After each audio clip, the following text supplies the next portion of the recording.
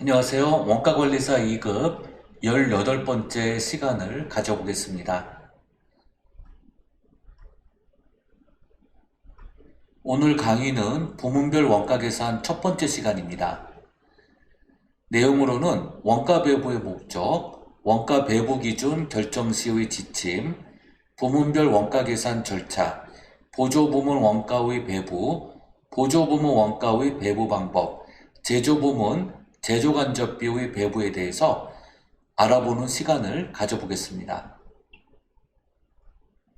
제7장 부문별 원가계산입니다. 자, 원가 배부에 대해서 이제 알아보는 시간인데요. 먼저 원가 배부의 목적을 살펴보면 원가는 원가 대상, 즉 그 목적 대상이라고 하는데요. 제조업의 경우에는 해당 제품이 됩니다. 자, 이 제품 또는 이제 공정이 되기도 하는데 제품 또는 공정에 대해서 추적 가능하면, 그래서 traceability라고 하는데요. 추적 가능성에 따라 직접 원가가 되기도 하고 간접 원가가 되기도 합니다. 경영자는 경영 의사결정을 위해서 원가를 부담하는 그 무엇에 대한 원가 정보가 필요합니다. 이 무엇을 즉 원가 대상이라고 하는 거죠. 원가 대상은 크게 제품이 되기도 하고요. 공정이 되기도 하죠. 개별 원가 계산 시스템에서는 제품이 되고요. 공정별 종합원가 계산 시스템에서는 공정이 되는 것이죠. 원가를 추적 가능성에 따라 분류하는 경우 직접 원가는 이 원가 대상, 제품 또는 공정에 직접 부과하게 되는 것이죠. 근데 간접 원가는 별도의 배부 방법을 사용해서 원가 대상에 할당하는 것입니다. 일반적으로 기업이 원가 배부를 실시하는 목적을 살펴보면 먼저 재무회계 관점에서 외부 보고 목적의 재무제표를 작성할 때 재고자산에 가하게 되니까 재고자산의 평가 및 이익 측정을 위해서 원가를 배부하는 것입니다. 관리회계 관점에서는 제품 계열을 추가하거나 폐지 여부 등과 같이 계획, 통제와 관련된 의사결정과 관계되어 있어요. 그래서 정확한 원가 정보를 이용하는 것이 필수이므로 이러한 이유 때문에 원가 배부를 수행하게 되는 것입니다. 또한 경영자에게 동기를 부여하고 성과 평가를 위해서도 원가를 배부하는 것입니다. 원가 배부 기준 결정에 대해서 알아보면은요. 자, 원가 배부 기준, Cost Allocation Base라고 하는데요. 직접 원가를 각 원가 대상에 대응시키는 기준이에요. 배부 기준은 논리적으로 타당해야 되고요. 경제적으로도 이용 가능해야 되죠. 그래서 합리성을 띄워야 합니다. 이런 기준을 찾기 위해서는 원가와 원가 대상과의 관계를 명확히 파악해야 합니다. 원가 배부 기준을 선택하는 데 지침이 될 수 있는 사항으로는 첫째, 인과관계 기준이 있어요. Cause and Effect Criterion 이라고 하는 건데요.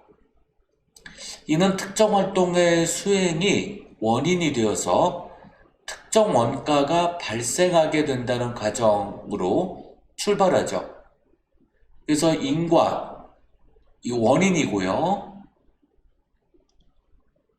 과는 이제 결과죠. 원인은 제품 생산이에요.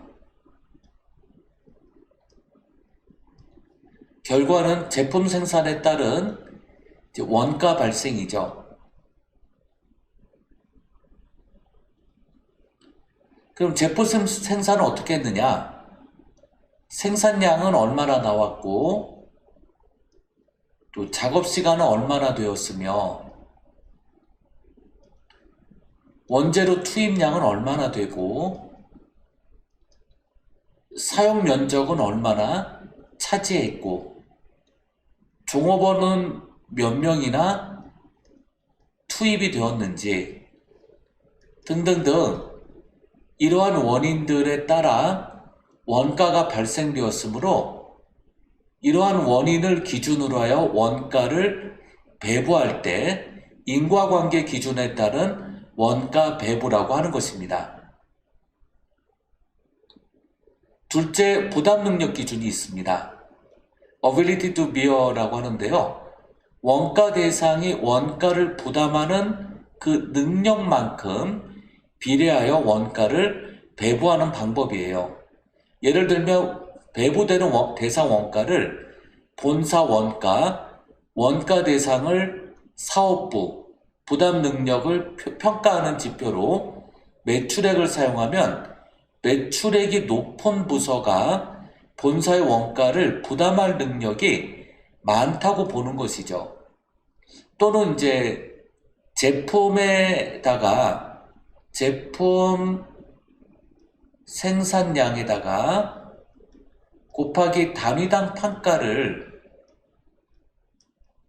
곱해요. 그러면 이제 판매 가능가액이 나오죠. 그래서 제품별 원가 배부를 할 때에는 제품의 이러한 부담 능력을 가지고 판가가 높은 제품에 더 많은 간접 원가가 배부되게끔 하는 그러한 방법을 부담 능력 기준 배부라고 해요. 셋째, 수혜 기준이 있습니다. benefit received라고 하는 건데요. 원가 대상이 제공받는 그 효익 정도에 비례하여 간접 원가를 배부하는 방법이에요. 마지막으로 공정성과 공평성 기준이 있습니다. fairness or equality인데요. 즉 공정 또는 공평에 따라 원가를 이 기준에 맞춰서 해야 된다는 얘기죠. 그래서 원가를 계산하는 사람의 자기적 판단에 따르는 것이 아니라 원가 배부는 그 공정성과 공평성을 가지고 원가를 올바르게 배부해야 된다는 것을 얘기합니다. 부분별 원가 계산 절차를 살펴보겠습니다. 자, 1단계로는 부문 개별비를 발생한 제조 부문과 보조 부문으로 나누어 집계합니다. 2단계는 부문 공통비를 발생한 제조 부문과 보조 부문에 각각 배부하는 것입니다. 3단계는 보조 부분비를 제조 부문에 배부하는 것인데요. 이때에 직접 배부법, 단계 배부법, 상호 배부법 중 하나의 방법을 택일하여 원가를 배부합니다.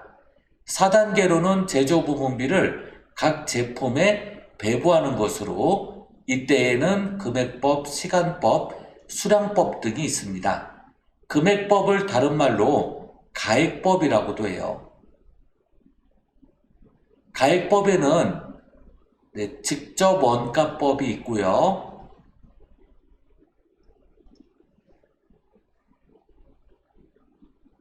직접 재료비법, 직접 노무비법이 있습니다.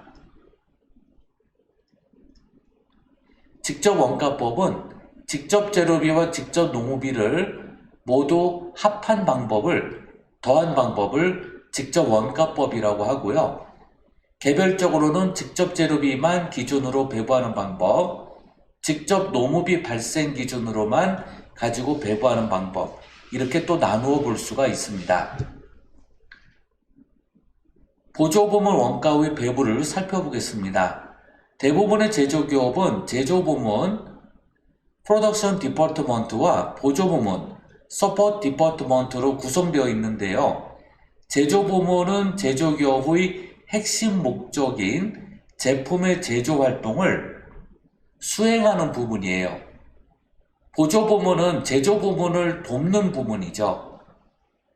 제조 부문에서 발생하는 원가는 제품과 직접적인 관련성을 갖죠.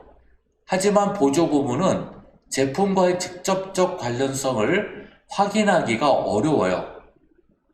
그러므로 보조 부문 원가는 모두 제조 간접비로 간주되는 것입니다. 그렇게 해서 각 제조 부문에 원가를 배부하게 되죠. 자, 직접 재료비와 직접 노무비는 제공품 계정으로 모두 집계가 되는데요. 보조 부문의 경우에는 이렇게 제조 간접비 원가가 여기에 이제 발생이 되고, 그리고 이제 제조 부문에는 이제 제조 부문별로 원가가 배분이 되는데요. 제공품에는 이제 제조 간접비로 분류가 되는 것이죠. 각각의 제공품별로 원가가 또 나뉘어지는 것이죠. 보조 부문 원가를 다른 부분에 배부할 때는 먼저 그 보조 부문의 용역 제공 활동을 가장 잘 반영하는 기준을 선택해야 합니다.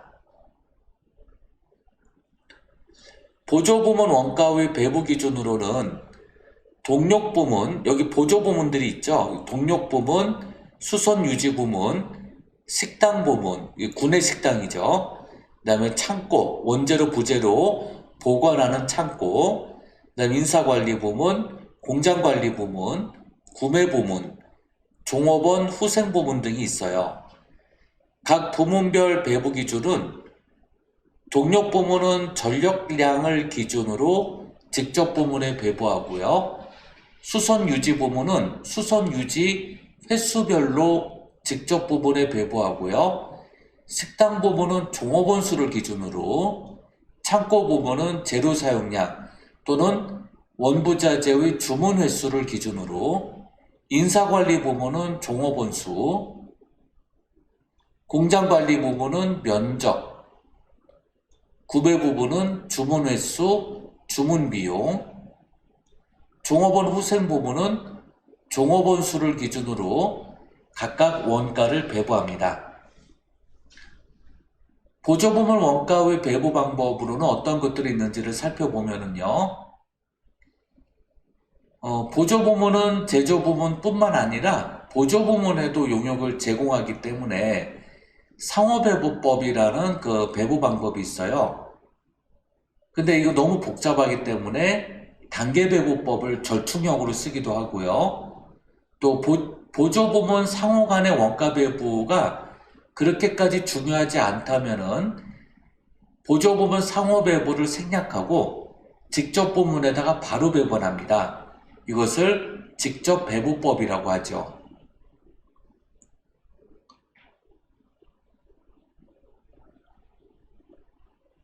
그 다음에 단일 배부와 이중 배부가 있는데요. 단일 배부는 변동비와 고정비로 나누지 않고 직접 부문에 배부하는 방법이고요. 이중 배부율법은 보조 부문의 원가를 변동비와 고정비로 나누어서 원가를 각각 다른 기준을 적용해서 원가를 배분하는 것을 말합니다. 이중 배분율법은 보조 부문의 원가를 변동비와 고정비로 이원화한 다음에 보조 부문에서의 변동비는 실제 조업도를 기준으로 배부를 하고요. 고정비의 배부는 기준 조업도로 배부를 해요. 이것이 이중 배부율법이죠. 단일 배부율법이든 이중 배부율법이든 직접 배부법 또는 단계 배부법 또는 상호 배부법과 상호 연동해서 써도 상관없습니다. 자, 직접 배부법, 다이렉트 메소드인 직접 배부법은 보조 부문 간 용역 수수에 대한 관련성을 완전 무시하고 직접 부문에 바로 배부하는 방법이죠. 직접 배부법의 장점은 절차가 간단해요. 하지만 단점은 보조 부문의 수가 많고 보조 부문 상호 간의 용역 수수 거래가 많을 때에는 원가를 왜곡시킵니다. 네, 그래서 직접배분법은 보조부문의 수가 적고 보조부문 상호 간의 원가 교류가 크지 않을 때에는 직접배분법을 쓰는 것이 제일 좋은 방법이겠죠. 그렇지 않으면 상호배분법을 써야 합니다. 자, 예를 들면은 이제 보조부문이 이렇게 두 개가 있어요. 동력부문과 공장관리부문.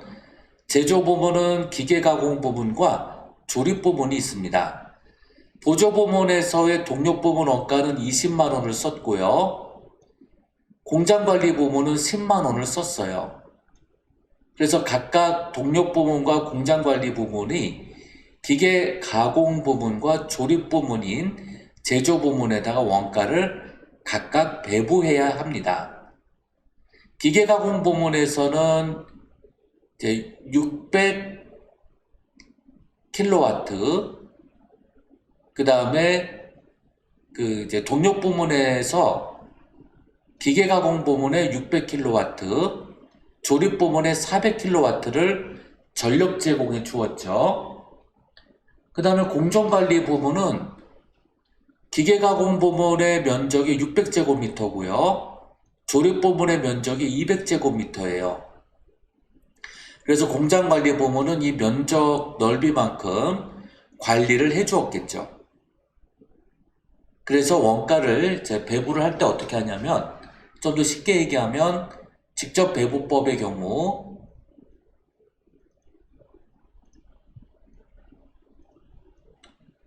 자, 먼저 동력 부문입니다. 동력 부문의 원가가 20만 원이죠. 네, 곱하기 네. 자, 기계 가공 부문 600kg, 기계 가공 부문과 조립 부문을 모두 더하면 600kW와 400kW를 모두 더하면 1000kW예요. 그래서 1000분의 600 하면 기계 가공 부문의 원가가 안분 배부가 되겠죠. 1000분의 600kW만큼요. 또 곱하기 1000분의 400kW는 조립 부문의 배부가 됩니다.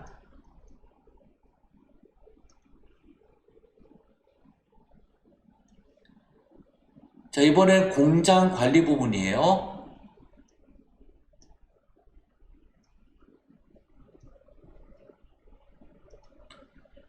자, 공장 관리 부문은 10만 원을 썼고요.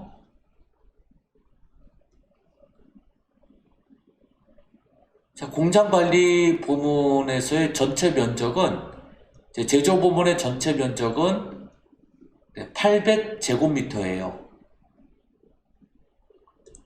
800분의 600, 기계 가공 부문이죠.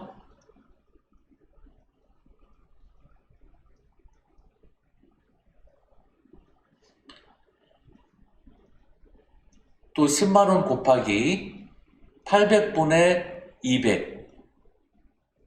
네, 이 비율만큼 조립 부문의 배부가 되죠.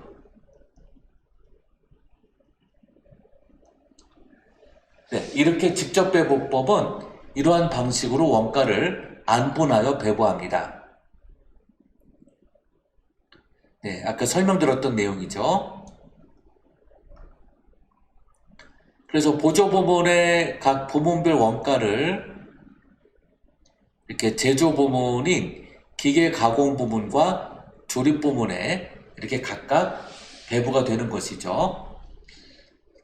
자, 단계 배부법을 보겠습니다. 단계 배부법, 스텝 다운 메소드인데요.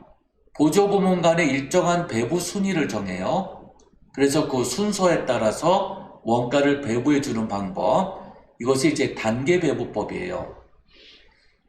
먼저 배부되는 보조 부문은 다른 보조 부문에까지도 원가를 배부해주고 제조 부문의 원가를 배부합니다. 후순위로 가는 보조 부문일수록 다른 보조 부문에 원가를 배부할 때 선순위로 배부되는 보조 부문에는 원가를 배부하지 못해요. 무조건 그 다음 순위 보조 부문에 원가를 배부해 줄 수가 있어요. 그러니까 탑다운 방식이죠. 네, 이러한 방식으로 원가를 배부해 주는 방식입니다. 이것이 이제 단계 배부법이죠. 단계 배부법은 이처럼 그 모든 보조 부문에다가 원가를 배부해 주는 것이 아니기 때문에 직접 배부법과 상호 배부법 이 중간에 있어요. 네, 직접 배부법하고 상호 배부법의 절충형이다라고 할 수 있죠.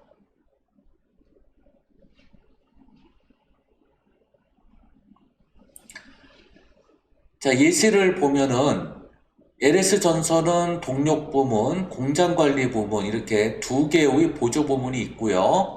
제조 부문에는 이렇게 아까와 마찬가지로 기계 가공 부문과 조립 부문이 있어요. 여기에 이제 단계 배부에 따라 원가를 배부하는데요. 배부 순서를 이제 정한다면 지금 그 공장 관리 부분부터 조립 부문에 이르기까지 숫자가 이제 1600kW죠. 네, 그 다음에 이제 면적 기준으로 하는 배부를 보면 동력 부문부터 조립 부문까지 1000이에요. 그래서 이제 먼저 배부를 한다면은 그 공장 관리 부분을 먼저 배부하고 그 다음에 동력 부분을 후순위로 배부하게 될 것입니다.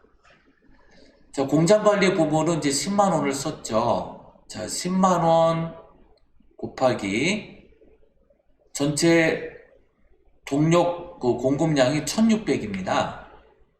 보조 부문까지 합해서요. 여기서 이제 공장 관리 부문 600kW를 제공해 주었죠. 자, 이렇게 안 보내서 곱하여진 금액은 공장 관리 부문으로 배부가 되고요.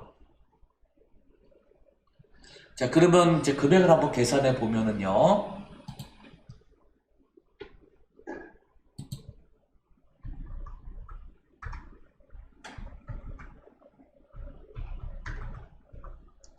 (37,500원이) 공장 관리 부문에 배부가 됩니다.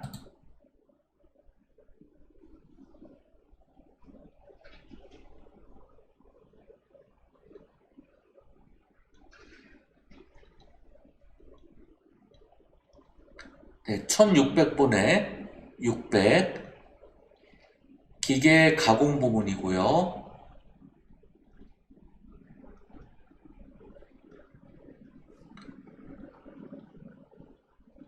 (1600분의 400) 조립 부문이 되죠.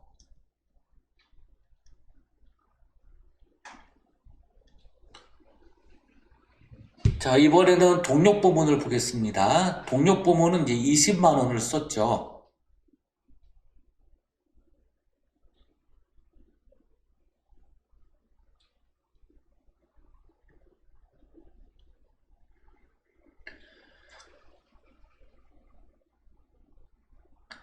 이게 이제 동력 부문으로 가야 되죠. 네. 네, 동력 부문 20만 원이에요. 이게 제가 숫자를 잘못 적었습니다. 죄송합니다. 네, 그러면은 공장 관리 부문에 배부되는 금액은 좀 달라져야 되죠.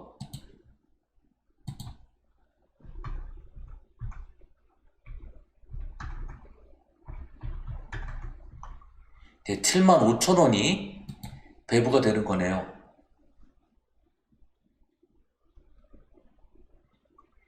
그러면 이제 그 공장 관리 부문은 10만 원을 썼잖아요. 공장 관리 부문 10만 원을 썼는데 여기 있죠? 여기에 동력 부문에서 공장 관리로 배부된 이 75,000원이 넘어와야 되죠. 그래서 175,000원이 돼요. 자, 이 17만 5천 원 곱하기 이제 기계 가공 부문과 조립 부문만 기준으로 직접 배부하듯이 하는데요. 그러면 800분의 600제곱미터만큼 기계 가공 부문에 배부가 되고요.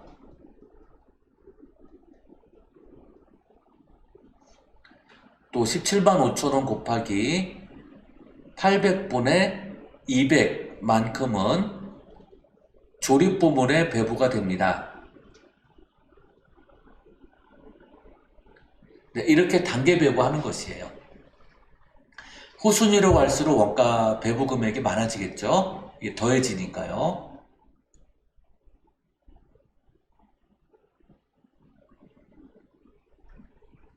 자, 이번엔 상호배부법을 보겠습니다. 보조부문 상호 간의 용역수수 전체를 다 파악을 해서 원가를 이제 배부하는 것이에요. 각 보조부문 사이에 용역수수 관계가 존재할 때 각 보조부문의 원가는 다른 보조부문의 원가에 비해 영향을 받을 수밖에 없죠. 모든 보조부문에 다 원가를 배부하니까요. 상호배부법의 문제점은 단점이라고 할 수 있는데요. 계산 과정이 직접 배부법보다 훨씬 더 복잡하고요. 단계 배부법보다 또 복잡해요. 근데 최근에는 컴퓨터 기술의 발달로 이런 문제점은 많이 해소되고 있죠. 상호배부법이 이론적으로 가장 타당한 방법이지만 보조부문 간 상호 간의 관계가 크지 않을 때에는 굳이 사용할 필요가 없다는 것이죠. 상호배부법을 사용하기 위해서는 보조부문의 상호 용역수수 관계를 연립방정식으로 풀어서 배부하는 것이 가장 좋습니다.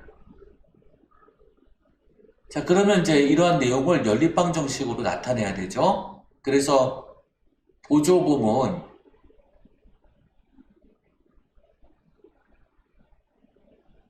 동력 부문을 X라 하고요. 공장 관리 부문을 Y로 칭합니다. 그래서 X는 자, 그 다음에 이렇게 그 동력 부문에서 공급한 이 전력 약을 프로테이지로 다 환산을 해야 돼요. 그래서 600 나누기 1600, 400 나누기 1600, 그 다음 면적은 200 나누기 1000, 600 나누기 1000 이런 식으로요. 프로테이지로 다 바꾸어 주어야 합니다.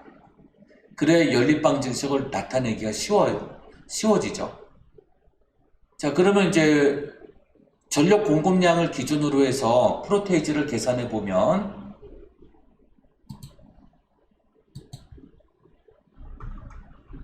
자, 600 나누기 1600 37.5%네요.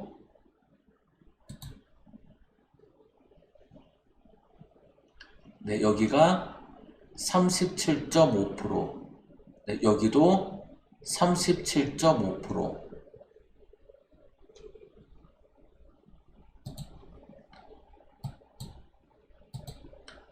자, 그러면 100에서 37.5, 37.5씩 빼면 25가 남습니다.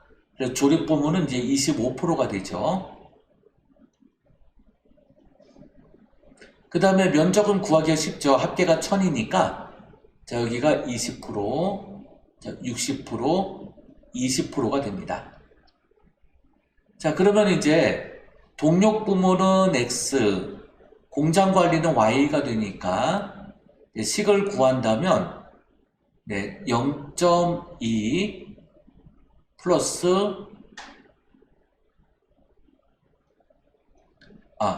X가 20만원을 썼으니까요. 20만원 플러스 0.2Y가 되고요. 자, Y는 10만원을 썼죠. 10만원 플러스 0.375 x가 됩니다. 연립방 정식이니까 이 y의 열을 여기다가 대입을 하는 거죠. 그래서 x부터 구하면 20만원 플러스 0.2 괄호 열고 10만원, 그렇죠? 더하기 0.375가 됩니다. 자, 이런 식으로 해서 이렇게 각각 대입을 해서 풀어 나가는 것이죠. 곱하기부터 먼저 해야 되니까 20만원은 나중에 더해요. 그래서 x를 계속 풀어 나가면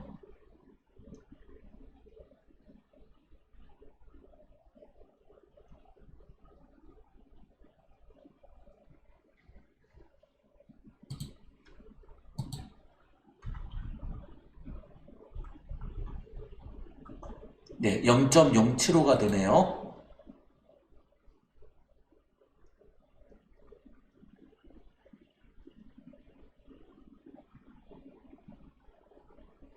이렇게 되죠.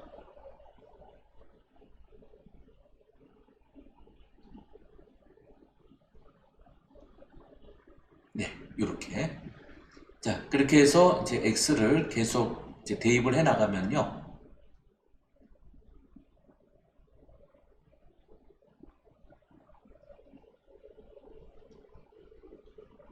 자, 이 두 개의 값을 더해야죠. 그럼 이제 22만원이 되고요. 0.075y가 됩니다. 자, 이 값을 앞으로 이항해야 되죠.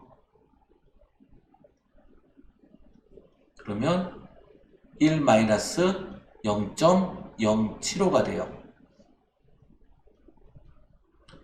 그래서 계속 이제 식을 구하면요.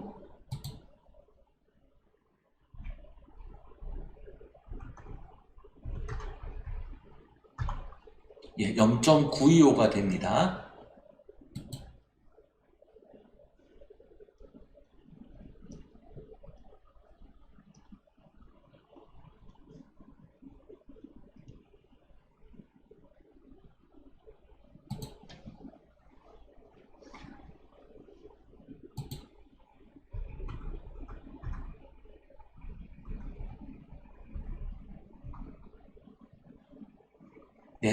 반올림하면 237, 838이 되겠네요.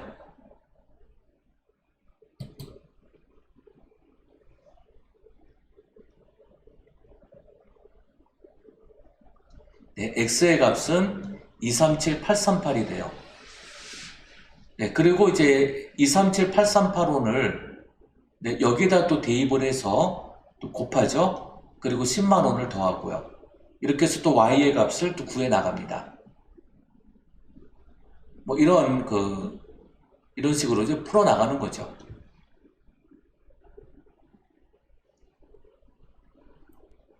그렇게 해서 이제 각각 이제 대입을 해서 이렇게 풀어 나가는 방법이에요. 그 237,838원을 여기에 맞춰서 이제 배분을 하는 것이죠. 그리고 또 189,189원은 여기에 맞춰서 또 배분을 하는 것이죠. 189,189원은요.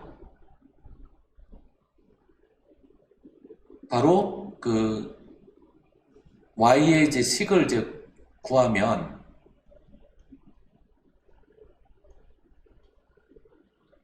0.375 곱하기 237 838이 되죠.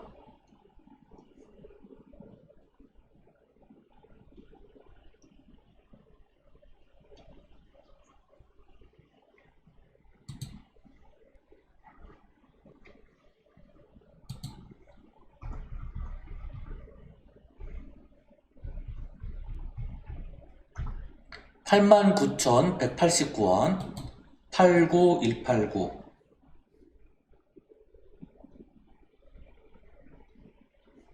더하면 189,189원이 나옵니다. 그래서 이제 이게 y의 값이 되죠.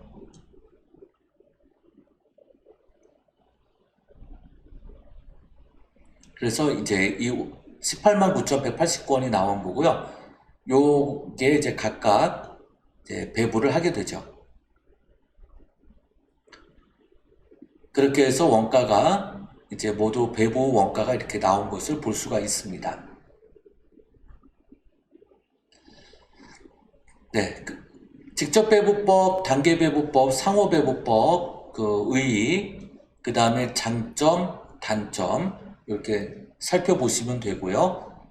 단일 배부율법과 이중 배부율법은 아까 설명드렸던 것처럼 그 고정원가와 변동원가로 구분하지 않는 것, 이중배부율법은 변동원가와 고정원가를 각각 구분해서 변동원가는 실제 조업을 기준으로, 그 다음에 고정원가는 기준조업을 기준으로 배부합니다. 그리고 이 단일배부율법과 이중배부율법은 직접배부법, 단계배부법, 상호배부법과 연동해서 혼합하여 배부할 수 있죠.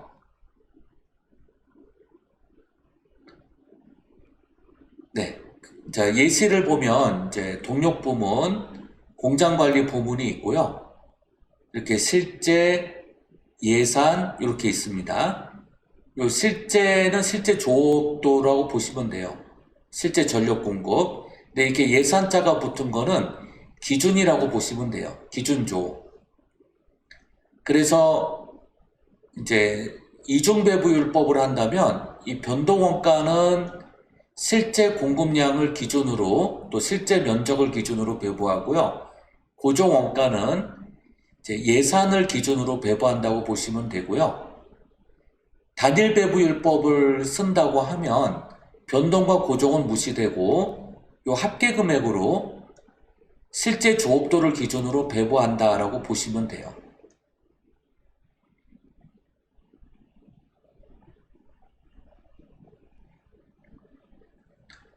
자, 마지막으로 제조부문 간접비의 배부를 보겠습니다. 공장 전체 제조간접비로 배부하는 것이 조금 뭉뚱그려서 하는 거라서 좀 비정확성은 좀 있어요. 공장 전체를 기준으로 한다면 공장 전체 배부 기준이 분모가 되고요. 공장 전체 제조간접비가 분자가 돼요. 그래서 이렇게 단순하게 구한 배부율을 기준으로 원가를 배분한다는 것이고요. 부문별 제조간접비 배부율은 부문별 배부 기준을 분모값으로, 부문별 제조간접비를 분자값으로 해서 부문별로 원가를 이제 구분해서 배부하는 것이죠. 그래서 부문별 제조간접비 배부가 공장 전체 제조간접비 배부보다 정확성이 높다라고 볼 수가 있죠. 공장 전체로 가면 왜곡 현상이 나올 수가 있죠.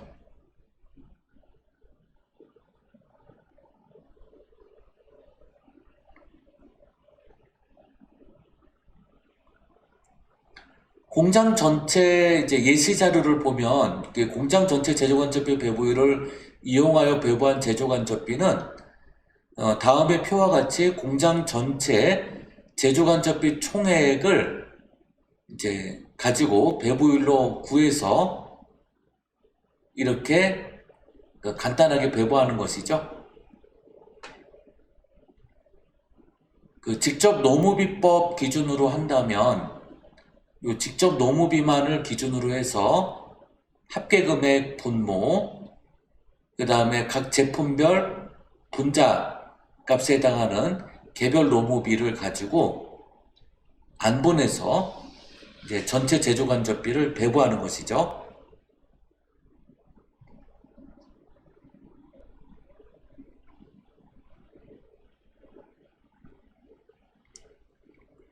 그 다음에 부분별 제조간접비 배부율을 적용을 한다고 하면 보조부문 원가를 직접 배부법과 이중 배부율을 이용해서 배부한 제조간접비는 다음의 표와 같이 기계 가공 부분과 제조간접비, 광케이블의 기계 시간과 랜 케이블의 기계 시간 비율로 각각 배부해서 각 제품별로 원가를 이제 구하는 방식이다 라고 보시면 돼요.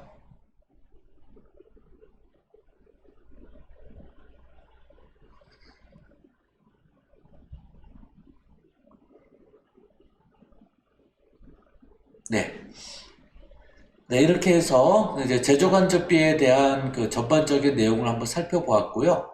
문제풀이 시간에 또 이어서 또 자세히 하나하나 풀어가면서 또 설명을 드리도록 하겠습니다. 네, 수고 많으셨습니다. 감사합니다.